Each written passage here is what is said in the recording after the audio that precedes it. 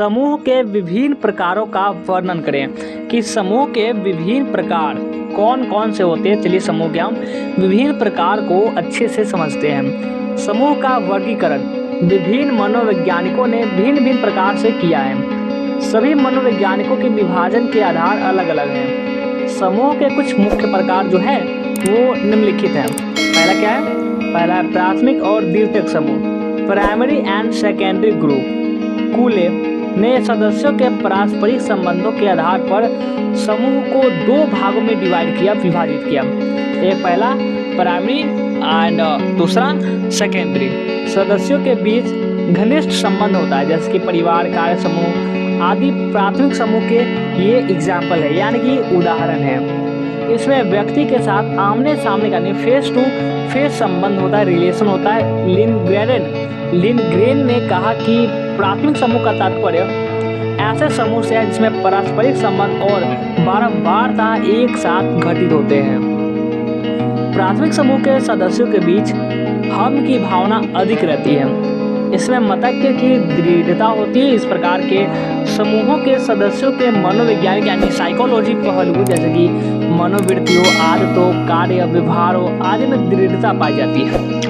इसका आकार यानी कि जो साइज होता है वो छोटा होता है, स्मॉल होता है। एक दूसरे के सुख दुख के से प्रभावित होते हैं। ऐसा समूह अस्थायी होता है।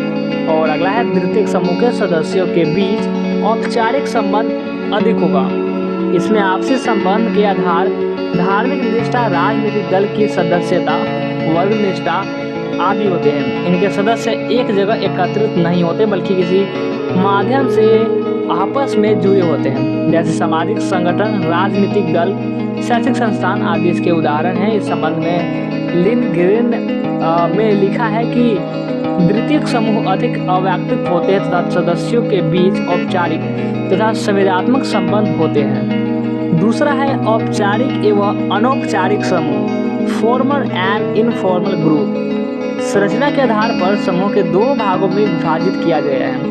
पहला कि औपचारिक और दूसरा अनौपचारिक समूह। ऐसे समूह उस मात्रा में भिन्न होते हैं जिस मात्रा में समूह के जो प्रकार स्पष्ट और अनौपचारिक रूप से घोषित किए जाते हैं। एक औपचारिक समूह जैसे किसी कार्यालय संगठन द्वारा निष्पादित की जाने वाली भूमिकाएं स्पष्ट रूप से घोषित होती है। औपचारिक समूह का निर्माण कुछ विशिष्ट नियमों या विधि पर आधारित होता है और सदस्यों की जो सुनिश्चित भूमिकाएं होती है, इनमें मानकों का एक समुच्चय होता है जो व्यवस्था स्थापित करने में सहायक होता है।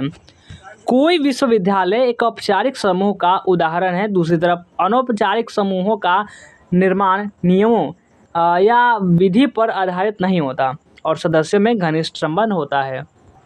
और तीसरा है अंतर समूह एवं बाह्य समूह, यानी कि internal group and external group.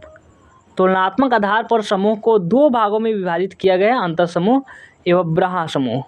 जिस प्रकार व्यक्ति अपनी तुलना दूसरे से समानता या भिन्नता के आधार पर इस संदर्भ में करते हैं कि क्या उनके पास और क्या दूसरे के पास है, वैसे ही व्यक्ति जिस समूह में के संबंध में रखते हैं उसकी तुलना उन समूहों से करते हैं जिनके वे सदस्य नहीं होते हैं। अंतर समूह को जो इंगित करता है वो है बाह्य समूह, दूसरे को इंगित करता है। अंतर समूह में सदस्यों के लिए हम लोग यानी कि वी शब्द का यूज यानी उपयोग किया जाता है, जबकि बाह्य समूह के सदस्यों के लिए वे यानी कि दे शब्द का उपयोग किया जाता है। हम लोग या वे शब्द के उपयोग से कोई व्यक्ति लोगों को समान या भिन्न रूप में वर्गीकृत करता है या फिर अवर्गीकृत किया हुआ पाया जाता है।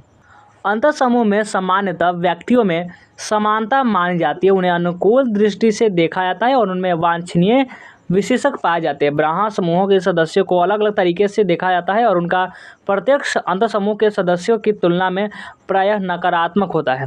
अंतर समूह तथा बाह्य समूह का प्रत्यक्ष हमारे सामाजिक जीवन को प्रभावित करता है।